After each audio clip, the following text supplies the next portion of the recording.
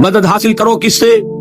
صبر سے اور نماز سے۔ ان اللہ مع الصابرین، جان لو کہ اللہ تعالیٰ صبر کرنے والوں کے ساتھ۔ تین بنیادی قسم کے صبر ہیں۔ الصبر علی الطاعہ، اطاعت پر صبر کرنا۔ حکم ہے روزہ رکھو، روزہ رکھنا ہے، چاہے پیاس سے حلق میں کانٹے پڑ رہے ہوں، مئی اور جون کا روزہ ہو۔ یہ جو ہے صبر علی الطاعہ ہے، اطاعت پر، اللہ کا حکم ہے۔ آپ کہیں گئے ہوئے سوات کا آغان، صبح کا وقت ہے اور آپ کو وضو کرنی ہے، پانی موجود ہے لیکن یخ ہے، ہاتھ لگانے سے بھی انسان خوف کھاتا، اتنا یخ۔ لیکن جب پانی ہے تو وضو تو کرنا ہوگا، صبر کرنا پڑے گا۔ یہ صبر علی الطاعہ کی ایک مثال ہے کہ اطاعت جو ہے اس کے لیے صبر کرنا، جھیلنا، اس کی سختی کو برداشت کرنا، اس میں جو تکلیف ہو اس کو جھیلنا۔ اللہ یہ کہ انسان بیمار ہو اور اندیشہ ہو کہ اتنے ٹھنڈے پانی کے استعمال کرنے سے جان جانے کا اندیشہ، وہ بات دوسری ہو جائے گی۔ لیکن ایک آدمی صحت مند ہے، کوئی ایسا عذر نہیں ہے، کوئی بیماری نہیں ہے، تو اسے بہرحال وضو کرنا پڑے گا، اس لیے کہ وضو جو تیمم کی شرط ہے کہ پانی موجود نہ ہو، وہ شرط یہاں پوری نہیں ہے، پانی تو اویلیبل ہے۔ تو صبر علی الطاعہ، اطاعت پر صبر کرنا، تمام احکام جو ہے شریعت قانون پر عمل کرنا جو ہے۔ اب صبح کا وقت ہے، ابھی آپ کو بڑی بسا اوقات ہوتا ہے، آپ کا بھی تجربہ ہوگا، کوئی مریض ساری رات کا رہتا رہا ہو، فجر کے قریب آ کر کوئی سکون سا ہو جاتا ہے، سو جاتا ہے۔ یہ بڑی ٹھنڈی جو ہے وہ نیند ہوتی ہے صبح کی۔ اسی لیے اقبال کو جواب شکوہ میں جو اللہ تعالیٰ نے فرمایا تھا، کس قدر تم پہ گراں صبح کی بیداری ہے، ہم سے کب پیار ہے، ہاں نیند تمہیں پیاری ہے، صبح کا اٹھنا تم پر بہت بھاری۔ یہ صبر علی الطاعہ، صبر علی الطاعہ ہوگا کہ کچھ بھی ہے، بہرحال فجر کا وقت ہو گیا ہے، اٹھنا ہے، لازماً اٹھنا ہے۔ یہ ٹھنڈی ٹھنڈی جو ہوا چلی، ایک سخت گرمی کا موسم ہو، حبس میں رات گزری ہو، صبح کے وقت کوئی نسیم سحری تھوڑی سی چلے گی اور ایسی لوریاں دے گی، ایسی تھپکیاں دے گی کہ آدمی جو ہے وہ چاہے گا کہ بس میں آرام کروں، سو جاؤں۔ اٹھنا ہے، نماز کا وقت ہے، نماز فرض ہے۔ تو الصبر علی الطاعہ۔ دوسرا صبر ہے الصبر عن المعصیہ، معصیت سے رک جانا، صبر کرنا۔ کوئی لذت ہے کام و دہن کی لیکن ہے ممنوع، غلط ہے، حرام شے ہے، لہذا رکنا ہے۔ یہ ہے صبر عن المعصیہ، وہ ہے صبر علی الاطاعہ، اور یہاں آئے گا عن الصبر عن المعصیہ، معصیت سے اپنے آپ کو روکنا، بچانا۔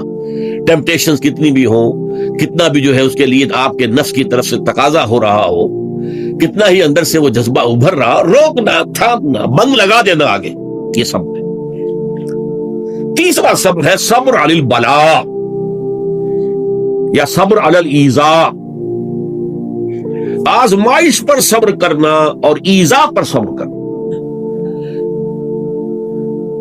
اور صبر عن الطبع، یہ صبر علی البلاء جو ہے، اللہ تعالیٰ جو امتحان لیتا ہے انسان کا، ابتلاء، آزمائش، اللہ کی راہ میں جہاد کرنے میں ابتلاء آ رہا، آزمائش آ رہی ہے، جان دینا پڑے گی، مال دینا، یا اور اسی طرح سے اللہ کی طرف سے آزمائش آ گئی ہے، آپ پر کوئی مصیبت آ گئی ہے، آیا اس میں آپ صابر رہتے ہیں یا اول فول بکنا شروع کر دیتے ہیں اللہ کے خلاف؟ اجی ہمارے ساتھ تو اللہ نے کبھی کوئی خیر کیا ہی نہیں، سب بھول گئے جو بھی اللہ تعالیٰ نے پہلے احسان کیے تھے، کیونکہ ایک آزمائش آ گئی۔ تو صبر علی البلاء۔ اب اس کے دو حصے ہیں جو میں نے بیان کیے، ایک ہے صبر علی الایذاء، آپ اسلام کی دعوت دے رہے ہیں، کوئی آپ کو ایذا پہنچاتا ہے، سخت ایذا پہنچاتا ہے، یہ ایذا وربل بھی ہو سکتی ہے، یہ ایذا فزیکل بھی ہو سکتی ہے۔ وربل ایذا، پاگل ہو گیا، تمہارا دماغ خراب ہو گیا، تمہاری عقل الٹی ہو گئی، اودھی ہو گئی، تم کسی کوئی بری جو روح ہے اس کے زیر اثر آ گئے، کوئی جن تمہارے اوپر قابض آ گیا، شیطان۔ یہ کیا ہو رہا ہے؟ وربل ایذا، زبان سے سکھایا جا رہا ہے۔ اور ایک یہ کہ مارا جائے، پیٹا جائے، جیل میں رکھ دیا جائے، بھوکا رکھا جائے، ایذا پہنچائی جائے۔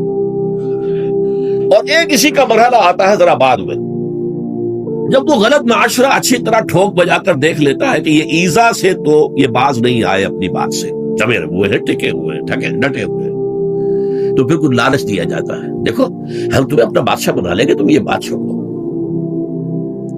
دیکھو ہم تمہیں قریش کی جس عورت کی طرف اشارہ کر دو جس کا حسن تمہیں اچھا لگے، ہم اس سے شادی کر دیں گے تمہاری، تمہیں جتنا مال و دولت چاہیے تمہارے قدموں میں ڈال دیں گے، تمہارے بتوں کو برا نہ کرو۔ یہ نہ کہو یہ بات نہیں۔ اب یہ طمع،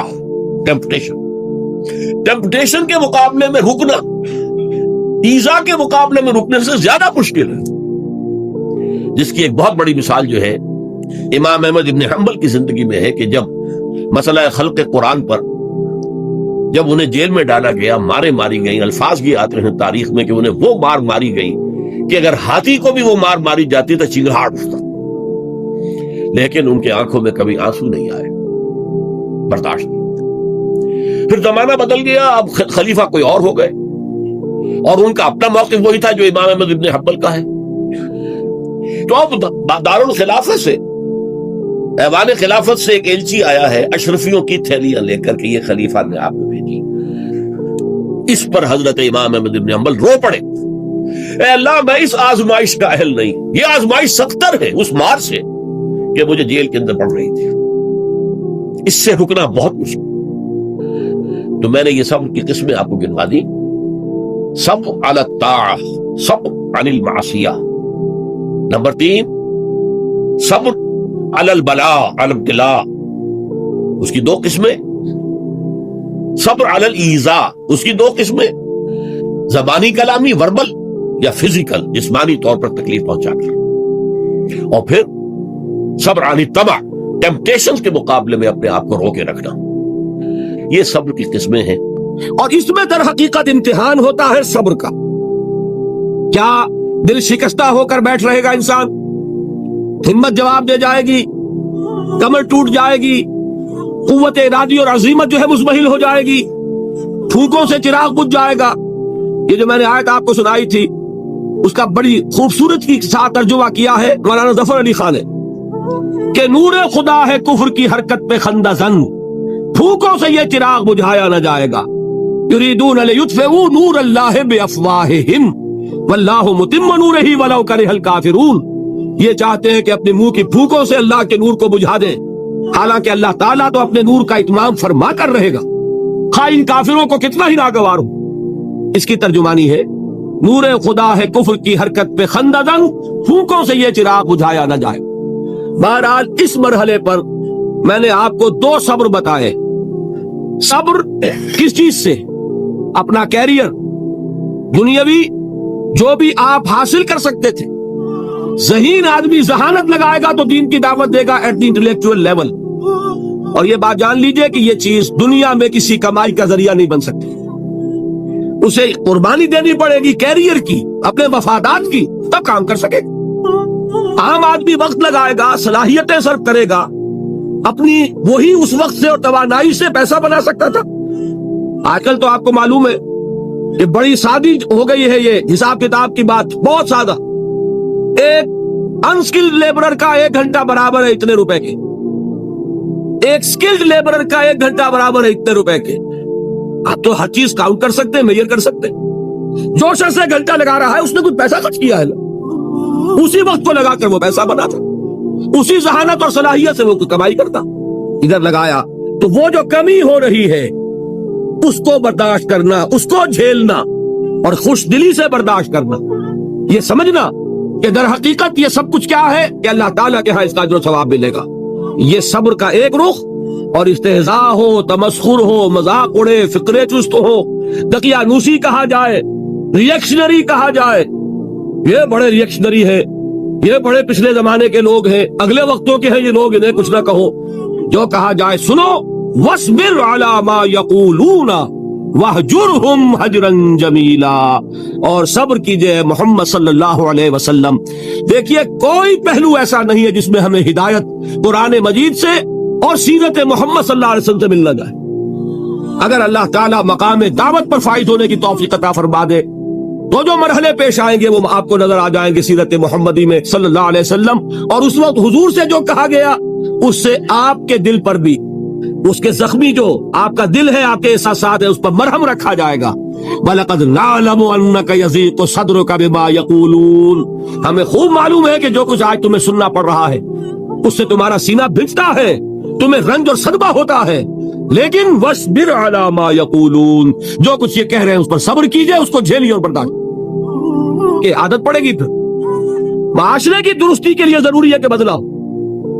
ایک تھپڑ اس نے لگایا ہے تو تھپڑ اس کے لگے تو اس کے بھی 14 طبق روشن ہو، تاکہ کسی اور کو تھپڑ مارنے کی ضرورت اس میں نہ ہو۔ یہ صحیح ہے کہ معاشرے کی درستی اسی میں، لیکن جو دعوت کا معاملہ ہے بالکل جدا ہے، اس کے قانون اور ہے۔ حضرت مسیح کے الفاظ کیا تھے یا نہیں، بہرحال انجیل میں یہ ہے، اور میں جو بات عرض کر رہا ہوں وہ یہ ہے کہ وہ بالکل صحیح ہے۔ مقام دعوت کے دوران یہی طرز عمل صحیح ہے، اور یہی طرز عمل محمد رسول اللہ نے صلی اللہ علیہ وسلم اپنے ساتھیوں کو تلقین فرمایا۔ وہ کیا ہے؟ وہ الفاظ جو ہے انجیل کے وہ یہ ہیں کہ اگر کوئی تمہارے داہنے گال پر تھپڑ مارے، بایاں بھی پیش کر دو۔ اگر کوئی تمہارا چغا لینا چاہے نالش کر کے تو تم اس کو کرتا بھی اتار کے دے دو۔ اگر کوئی تمہیں بیگار میں 1 کوس لے کے جانا چاہے، تم 2 کوس اس کے ساتھ جاؤ۔ اس پر کہا گیا کہ یہ بڑی غیر فطری تعلیم ہے۔ یقیناً قانون کے اعتبار سے غیر فطری ہے، دعوت کے اعتبار سے یہ لازمی ہے۔ یہی دعوت کا یہی قانون ہے جو 12 برس تک مکے میں محمد الرسول اللہ نے نافذ کیا۔ صحابہ کو کیا حکم تھا؟ تمہیں کتنا ہی مارا جائے تم جواب میں کوئی کارروائی نہیں کر سکتے۔ نو ریزسٹنس، نو ریٹیلیشن۔ ریزسٹنس تو ہے، پیسو ریزسٹنس۔ ریزسٹنس کیا ہے؟ کہ پیچھے مت ہٹنا۔ وہ سارا دباؤ کیوں دے رہے تھے کہ تم اپنا تعلق منقطع کرو محمد سے صلی اللہ علیہ وسلم، تم توحید کو چھوڑو، اپنے آبائی دین میں آؤ۔ اسی کے لیے پریشرائز کر رہے تھے نا۔ حضرت بلال کو مار رہا ہے امیہ ابن خلف، حضرت خباب بن الارت رضی اللہ تعالیٰ عنہ کو دہتے ہوئے انگارے زمین میں بچھا کر اور اس کے اوپر ننگی پیٹھ لٹا دیا۔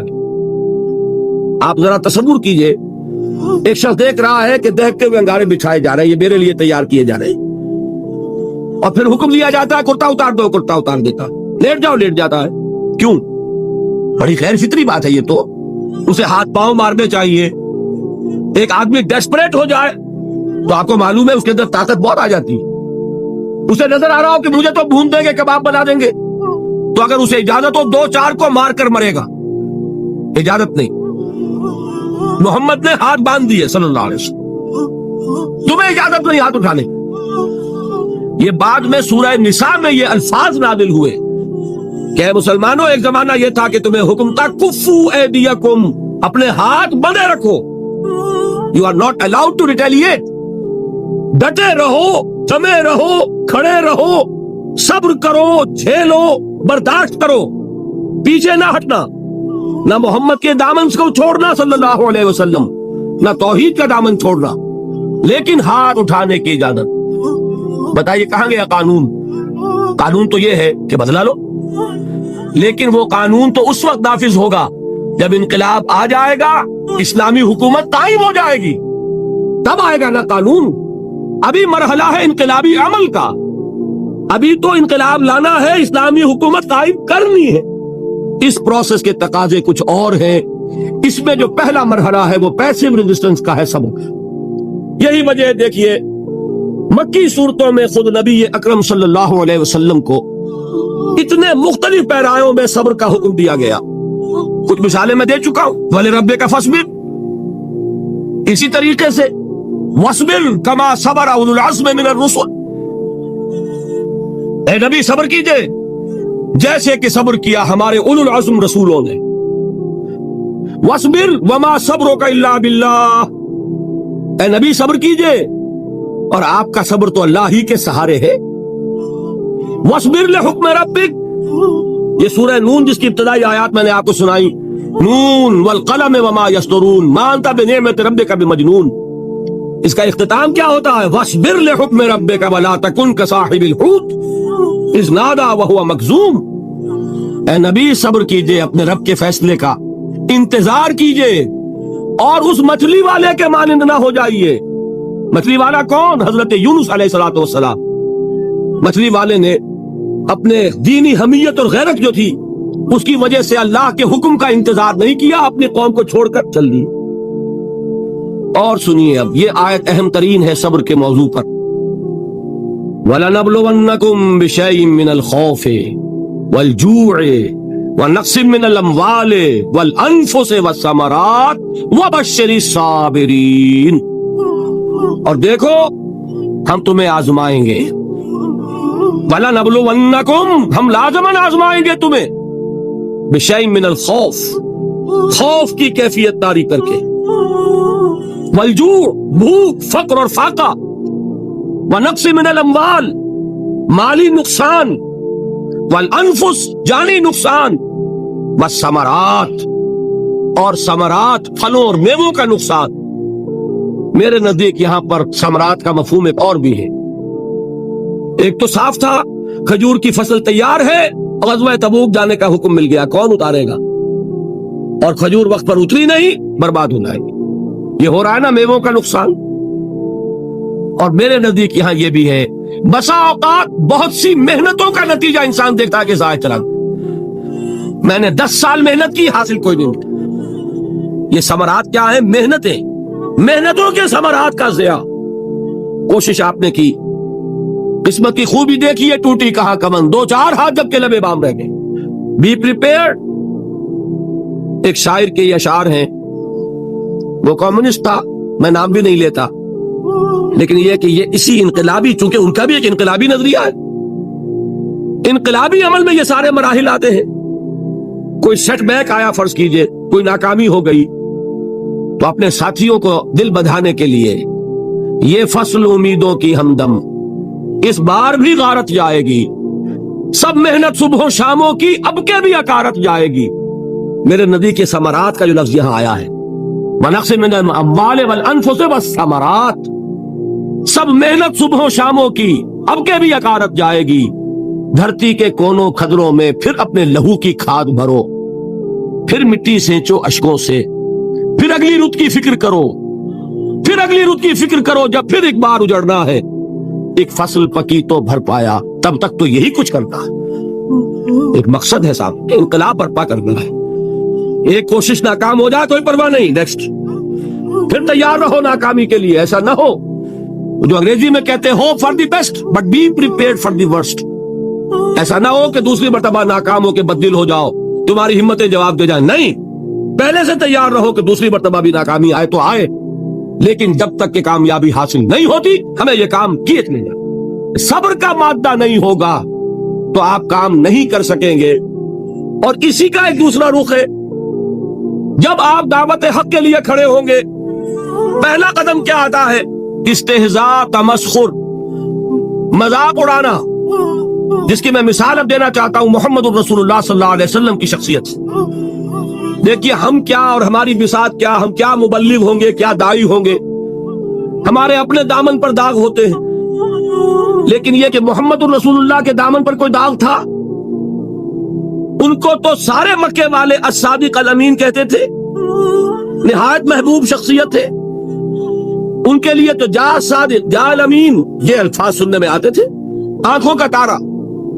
لیکن جب آپ نے دعوت ہم شروع کی، اب قرآن مجید میں دیکھیے، کسی نے کہا مجنون ہو گئے، دماغ خراب ہو گیا، پاگل ہو گئے، اجی شاعر ہیں، کچھ شعر توڑ لیتے ہیں، ہم پر بہت جماتے ہیں۔ کسی نے کہا ساحر ہے، کچھ جادو سیکھ لیا، یہاں تک کہ ایسے بدبخت بھی پیدا ہوئے، قرآن میں ہے ساحرون کذاب، سحر کرنے والا جادوگر نہایت جھوٹا۔ یہ الفاظ کہے جا رہے ہیں کس کی شان میں؟ محمد الرسول اللہ صلی اللہ علیہ وسلم۔ قرآن میں نقل کیا گیا، یا ایھا الذی نزل علیہ الذکر انک لمجنون۔ کبھی آپ نے اس کا ترجمہ سوچا؟ اے وہ شخص، دیکھیے تصور کیجئے، حضور جا رہے ہیں، تشریف لے جا رہے ہیں، کسی دعوت میں ہے، تبلیغ میں، یا ویسے ہی تشریف لے جا رہے ہیں، اور کوئی ایک جم گھٹا ہے لوگوں کا، ادھر سے فقرہ آتا ہے، تیر کی طرح لگتا ہے دل میں جا کر محمد کے صلی اللہ علیہ وسلم۔ اے وہ شخص جس کا یہ خیال ہے کہ اس پر کوئی ذکر نازل ہو رہا ہے، ہمارے خیال میں تو تمہارا دماغ خراب ہو گیا۔ یا ایھا الذی نزل علیہ الذکر انک لمجنون، کہا کہ نہیں؟ اور یہ نہ سمجھیے کہ حضور صلی اللہ علیہ وسلم کے قلب مبارک کو تکلیف نہیں ہوتی تھی۔ میں قرآن سے ثابت کروں گا، میں کہیں کوئی کہانیاں بیان نہیں کرنا چاہتا۔ कुरान ने कहा है वलक़द नअलमु अन्नका यज़ीक़ु सदरुका बिमा यक़ूलून। ए नबी, हमें खूब मालूम है सल्लल्लाहु अलैहि वसल्लम कि जो कुछ ये लोग कह रहे हैं उससे आपका सीना भिजता है, ये जो घुटन होती है, सदमा होता है। अन्नका यज़ीक़ु सदरुका बिमा यक़ूलून, हमें खूब मालूम है कि जो कुछ ये बातें आपको सुननी पड़ रही हैं, ये कड़वी कसेली बातें, ये जो फिक्रे चुस्त हो रहे हैं, इस्तेज़ा हो रहा है, तमस्कुर हो रहा है। सूरह हिज्र में है, एक जगह खड़े हुए लोग कुरान का मजाक उड़ा रहे हैं। भाई फला आयत तुम ले जाना, फला आयत मेरी होगी। उसके टुकड़े कर रहे हैं, उसके टुकड़े हिस्से बखरे करके कीमा बनाकर उन आयात का तमस्कुर उड़ा रहे हैं। एक जगह कुरान मजीद में मज़कूर है कि फरिश्तों का मजाक उड़ रहा है। भाई ये देखो, मोहम्मद ने कहा है सल्लल्लाहु अलैहि वसल्लम कि जहन्नम पर तो कुल 19 फरिश्ते हैं, अलैहा 19 कुरान में आयत नाज़िल हुई। एक पहलवान कहता भाई 10 को तो मैं संभाल लूंगा, बाकी 9 का तुम इंतजार कर लो। ये बातें आ रही हैं हुजूर के कानों। कलाम इलाही के साथ क्या सलूक हो रहा है, मुझ पर क्या फिक्रे चुस्त किए जा रहे हैं, मुझ पर जिस तरीके से इस्तेहजा और तमस्कुर का रवैया इख्तियार किया गया है, दिल भिज रहा है, दिल में सदमा है। देखिए सूरह नून है और मेरे नजदीक ये दूसरी वही है जो हुजूर पर नाजिल हुई है, उसकी इब्तदाई आयात। नून वल कलम वमा यस्तुरून मा अंत बिनिअमति रब्बिका बिमजनून व इन्न लका लअजरन गैर ममनून व इन्नका लअला खुलुकिन अज़ीम फसतुबसिरु व युबसिरून बिअय्यकुमुल मफ्तून इन्न रब्बका हुवा यअलमु बिमन ضل عن सबीलिही व हुवा अअलमु बिलमुहतदीन। नून, कसम है कलम की और जो कुछ ये लिखते हैं। ए नबी, आप अपने रब की नेमत से मजनून नहीं है। ये क्यों कहा जा रहा है? हुजूर को जो सदमा पहुंचा है वही नाजिल हुई है दिलजोई के लिए, तसल्ली के लिए। आप क्यों बुरा मना रहे हैं? ए नबी, आप क्यों सदमा और रंज और अंदोह महसूस कर रहे हैं? इन बदबख्तों के कहने से कोई आप मजनून हो जाएंगे? मानता बिनिअमति रब्बिका बिमजनून व इन्न लका लअजरन गैर ममनून। आपको जो ये सब्र करना पड़ रहा है, आपको जो ये झेलना पड़ रहा है, इसकी वजह से आपको वो अजर मिलेगा जिसका सिलसिला कभी मुनक़ते नहीं होगा। व इन्नका लअला खुलुकिन अज़ीम, और है नबी आप तो खुल्क़े अज़ीम के हामिल हैं। आपका अखलाक, आपका किरदार, आपकी सीरत, आपकी शख्सियत में तहारत, नफासत, पाकीज़गी, आज तक दुनिया ने कोई पागल, कोई मजनून ऐसा भी देखा? ये सारी बातें अल्लाह ताला हुजूर की दिलजोई के लिए फरमा रहे। उससे आप अंदाजा कीजिए कि कितना सदमा होता होगा। यही है, इस सारी चीज को जमा कीजिए तो ये चीज क्या है? वस्बिर अला मा यक़ूलून वहजुरहुम हजरन जमीला। सब्र करो ए नबी, सब्र करो ए मोहम्मद सल्लल्लाहु अलैहि वसल्लम, झेलो और बर्दाश्त करो उस पर जो ये कह रहे हैं। अच्छी तरह नोट कीजिए ये बात, जरा सीरत ही का समझ लीजिए, आज एक बयान हो जाएगा। यूं समझिए जब हुजूर ने ये कहा कि मुझ पर वही नाजिल हुई, फरिश्ते से मुलाकात हुई, तो अब वो चहमे गोइयां शुरू हो गई। मालूम होता दिमाग खराब हो गया। देखिए हम नहीं कहते थे ये जाके गारे हिरा में बैठते हैं, कई के दिन रहते हैं, भूखे रहते हैं, वो खुशकी चढ़ गई ना आगे। ये जिस तरह की बातें दुनिया में आज होती हैं उसी तरीका की बातें होती थी।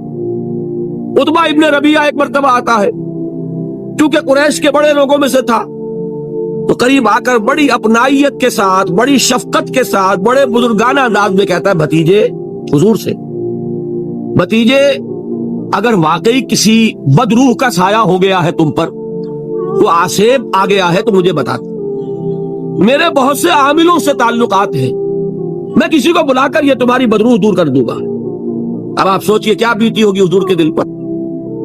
ये वो कैफियत हैं, और ये नोट कर लीजिए 4 बरस तक यही शक्ल रही है।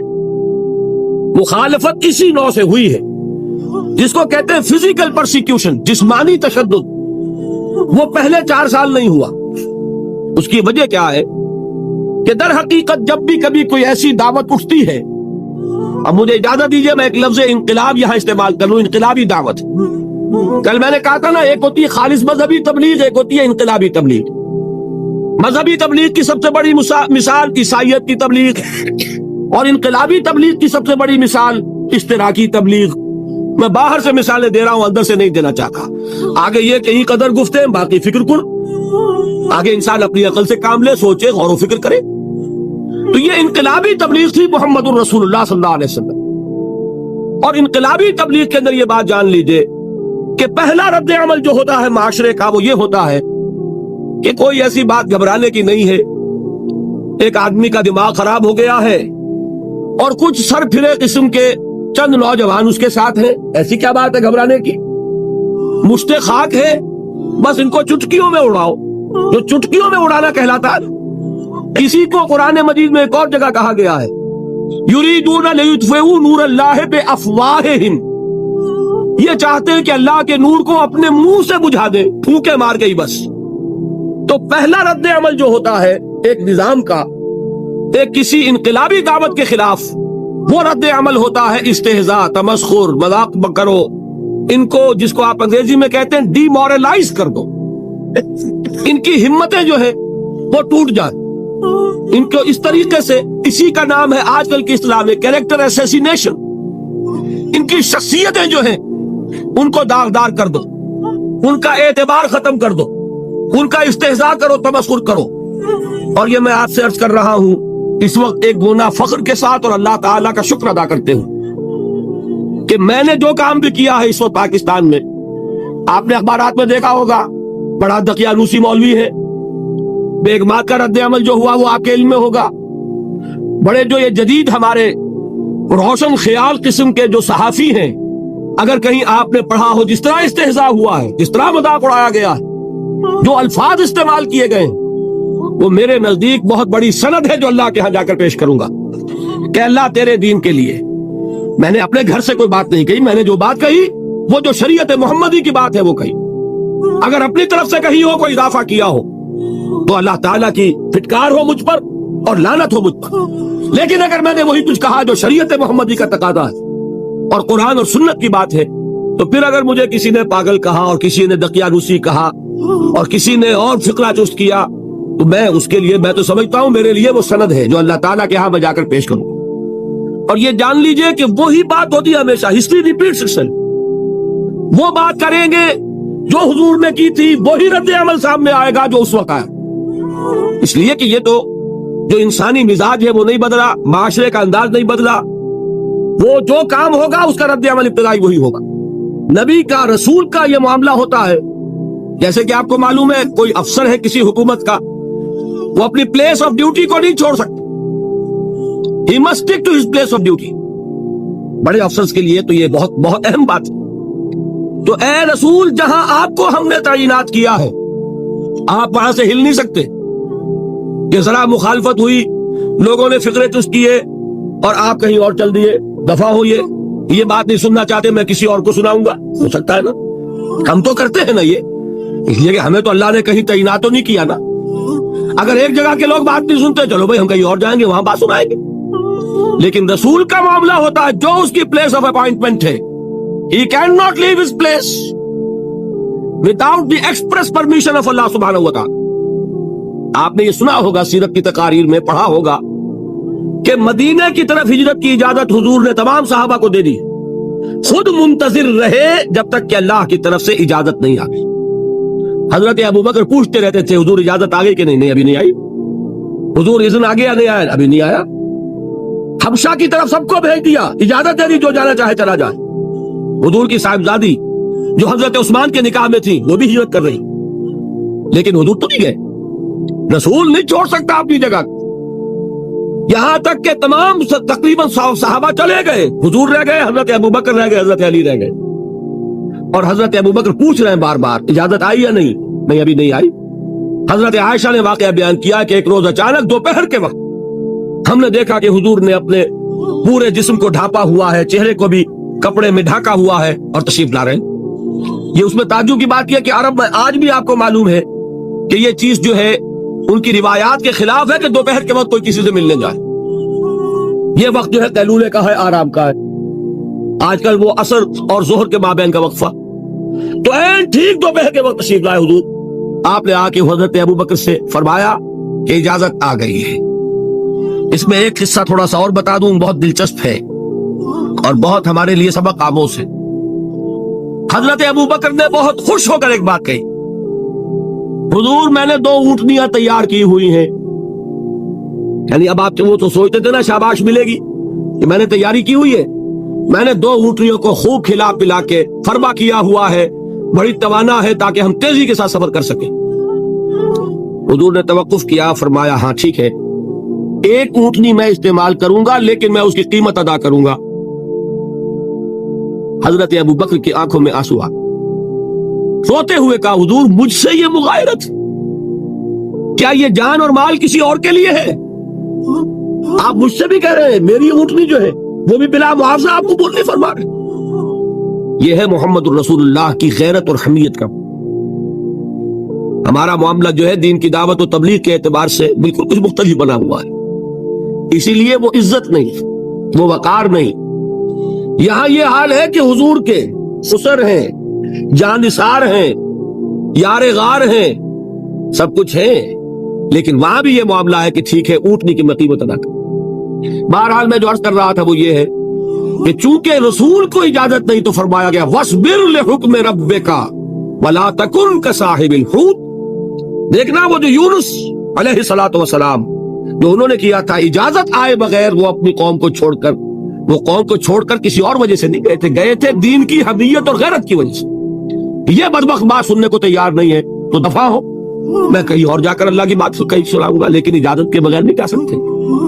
यही वजह है कि पकड़ हुई, गिरफ्त हुई और मछली के पेट में रहे, वहां वो ला इलाहा इल्ला अंता सुब्हानका इन्नी कुन्तु मिनज़ ज़ालिमीन, और वहां से फिर अल्लाह ताला ने निजात दी, मछली ने उन्हें उगल दिया साहिल के ऊपर। ये एक लंबी बात है। तो यहां हुजूर से क्या कहा गया सब्र की। अब देखिए एक बात अजीब है, ये रब्त अपने ज़हन में रखिए। अल्लाह तो सब्र की तलकीन कर रहा है अपने रसूल को, और रसूल यही तलकीन कर रहे हैं अपने सहाबा को, सब्र करो, झेलो, बर्दाश्त करो, हाथ मत उठाना, कोई जवाबी कार्रवाई नहीं होगी, बल्कि अपने ऊपर झेलो जो कुछ झेलना है, डटे रहो, पीछे मत हटना, ये सब्र है, लेकिन हाथ उठाने की इजाजत नहीं। चुनाचे अब जरा चश्मे तसव्वुर से देखिए, अबू जहल उसने जो बदतरीन रविश इख्तियार की, वो एक खानदान था हजरत यासिर, उनकी अहलिया हजरत सुमैया और इनके फर्जंद हजरत अम्मार रजी अल्लाह ताला अन्हुम। ये गुलाम नहीं थे, हजरत सुमैया तो कनीज थी लेकिन यासिर गुलाम नहीं थे।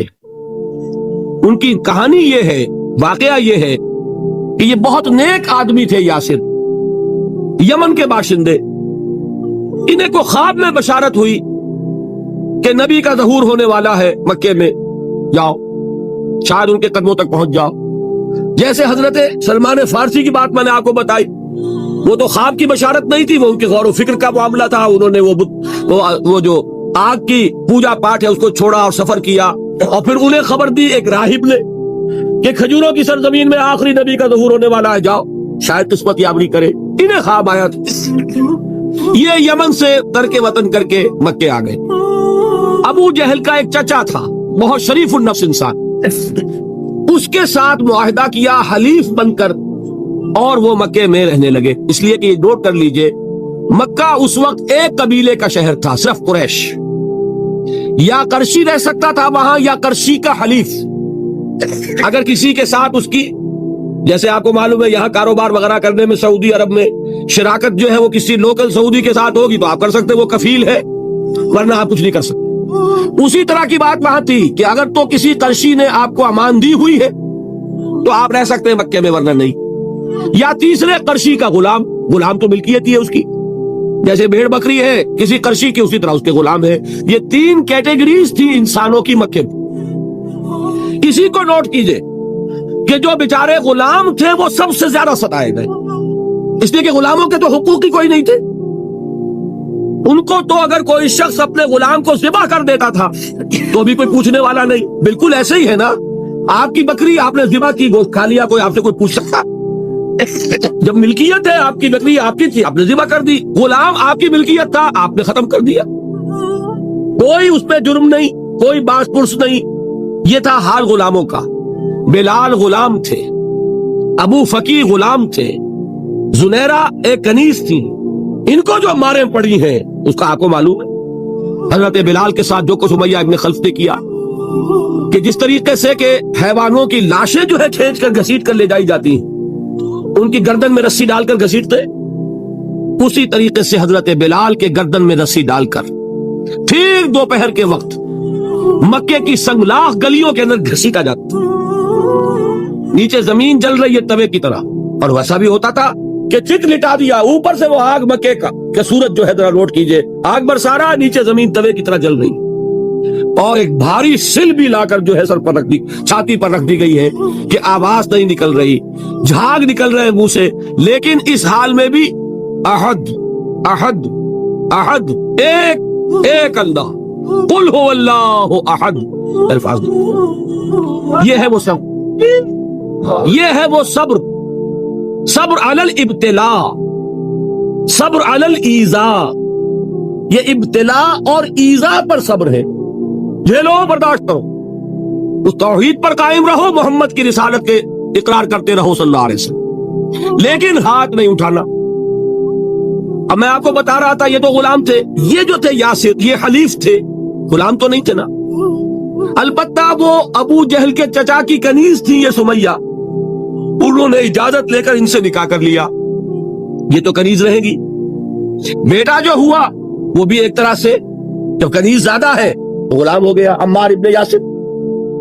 وہ جو شخص تھا بہت شریف النفس ابو جہل کا چچا، وہ مر گیا، اب ابو جہل جو ہے اس خاندان کا سربراہ ہے، لہذا یہ تینوں جو افراد ہیں وہ اس کے رحم و کرم پر ہے، یاسر کو بھی پروٹیکشن اگر ہے تو ابو جہل کی ہے، ابو جہل جو چاہے کرے، اور سمیہ تو کنیز ہے ہی، اس کا تو کوئی حق ہے ہی نہیں، جو چاہے کرے، اور عمار ان دونوں کا بیٹا ہے، لہذا بدترین معاملہ کیا ابو جہل نے ان تین افراد کے ساتھ۔ حضرت سمیہ کے ساتھ جو کچھ کیا گیا ہے آپ اس کا تصور نہیں کر سکتے،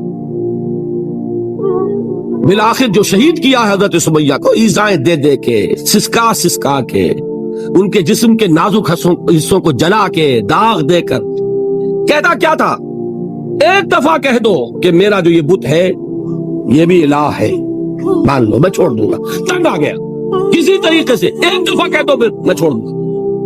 لیکن یہ میاں بیوی حضرت یاسر اور حضرت سمیہ رضی اللہ تعالی عنہما، یہ ہے ثبات، یہ ہے صبر، یہ ہے استقلال، ایک مرتبہ بھی کہنے کے لیے تیار نہیں، جو چاہو کر لو، اب ہم تو اس سے پیچھے نہیں ہٹے۔ تنگ آ کر اس نے حضرت سمیہ کی تو شرمگاہ میں برچھا بنا اور شہید کی۔ حضرت یاسر کے بارے میں ایک روایت یہ ہے، ستا ستا کے، تنگ کر کر کے، آخر کار جو ختم کیا انہیں شہید کیا کس طرح، 4 سانڈ اونٹ جوان، ان سے رسے باندھے، ایک رسے سے ایک بازو باندھا، دوسرے سے دوسرا بازو باندھا، تیسرے سے ایک ٹانگ باندھی، چوتھے سے دوسری ٹانگ باندھی، اور چاروں کو دوڑایا ہے کہ جسم کے پرچے ہو گئے۔ اس حال میں کیا ہو رہا تھا وہ میں بتا رہا ہوں کہ اللہ تو تاکید کر رہا ہے اپنے نبی کو، اصبر وَلِرَبِّكَ فَاصْبِرْ وَاصْبِرْ عَلَىٰ مَا يَقُولُونَ وَاصْبِرْ وَمَا صَبْرُكَ إِلَّا بِاللَّهِ وَاصْبِرْ لِحُكْمِ رَبِّكَ وَلَا تَكُنْ كَصَاحِبِ الْحُوتِ۔ اس وقت سامنے سے حضور گزرتے تھے جبکہ آل یاسر کے ساتھ یہ معاملہ ہو رہا ہے، کیا فرماتے تھے، اصبروا یا آل یاسر فَإِنَّ مَوْعِدَكُمُ الْجَنَّةُ، اے یاسر کے گھر والوں صبر کرو، جھیلو، اس لیے کہ تمہارے وعدے کی جگہ جنت ہے، اللہ تعالیٰ ادھر آنکھ بند ہوگی ادھر جنت میں تمہارا داخلہ ہو جائے گا۔ یہ ہے تواصوا بالصبر والعصر ان الانسان لفی خسر۔ یہ تواصوا بالصبر پر کون عمل کر رہا ہے؟ محمد الرسول اللہ صلی اللہ علیہ وسلم۔ اس میں بھی ایک بات ہے وہ بھی سمجھ لیجئے، دین میں جہاں عظیمت ہے رخصت کا پہلو بھی ہے۔ یہ جو نوجوان تھے، یہ بوڑھے والدین کا تو وہ مقام ہے، یہ رتبہ بلند ملا جس کو مل گیا، ہر مدعی کے واسطے دار و رسم کہاں، حضرت سمیہ اور حضرت یاسر۔ نوٹ کیجئے، میں ایک اعتبار سے کہا کرتا ہوں، سید الشہداء یہ بنے کہ نہیں بنے، ان کو جو فوقیت حاصل ہوئی، الفضل للمتقدمین، سب سے پہلی جان دینے والی یہ خاتون اور سب سے پہلی جان دینے والا اللہ کے لیے، توحید کے لیے، محمد کی رسالت کے لیے صلی اللہ علیہ وسلم، دے تو بھی محمد کی صداقت کی گواہی۔ یہ صداقت کی گواہی دیتے ہوئے انہوں نے اپنی جانیں دے دی۔ لیکن جو نوجوان عمار ہے اس نے رخصت کی راہ اختیار کی، جھیلا نہیں گیا، برداشت نہیں ہو سکا، ایک مرتبہ کلمہ کفر زبان سے نکال دیا، ابو جہل نے چھوڑ دیا، لیکن اب پشیمانی طاری ہوئی ہے میں کیا کر بیٹھا۔ اس کے بعد انہوں نے اپنے آپ کو ایک ستون سے باندھ لیا کہ حضور ہی آ کر مجھے اگر یہاں سے کھولیں گے تو میں کھلوں گا، ورنہ میں یہیں اپنے آپ کو ہلاک کر دوں گا، مجھ سے کیا ہو گیا۔ حضور خود تشریف لائے، دست مبارک سے کھولا، کہا کہ یہ بھی دین میں اجازت ہے، کلمہ کفر کہہ کر جان بچا لینے کی